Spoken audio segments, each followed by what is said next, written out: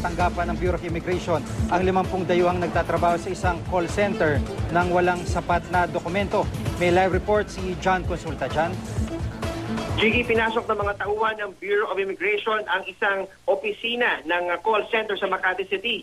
Inabutan ng raiding team ang mga dayuhan na subsub sa kanilang mga trabaho. Magagaling magsalita ng Pranses ang mga nagatrabahong banyaga. Sa operasyon daw kasi ng call center, Gigi, ang mga kliyente ay puro nasa French-speaking countries. Karamihan sa mga inabutang dayuhan ay nanggaling mga bansang Cameroon, Ivory Coast, Papua New Guinea at Mauritius. Iit nila lahat may dokumento at legal ang kanilang pagkatrabaho.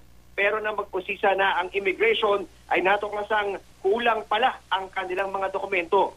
Hindi bababa sa 50 dayuhan ang inabutan ng Intel Division ng Immigration sa call center na ito sa Makati. Sinasabi nila, Jiggy, na meron silang mga dokumento para makapagtrabaho sa bansa. Pero yun pala, karamihan ay tourist status ang kanilang hawak. Dinala sa tanggapan ng BI ang mga dayuhan para sa kakulang verification procedures. Sakaling mapatunayang walang sapat na working permit ang mga dayuhan, ay agad silang isasalang sa deportation procedures. Alamin din, Jiggy, ng immigration kung may criminal records ang ilan sa mga dayuhan mula sa kanilang mga pinanggalingang mga bansa. Yan muna, Liros, mula pa rin sa immigration. Balik sa'yo, Jiggy. Maraming salamat, John Consulta.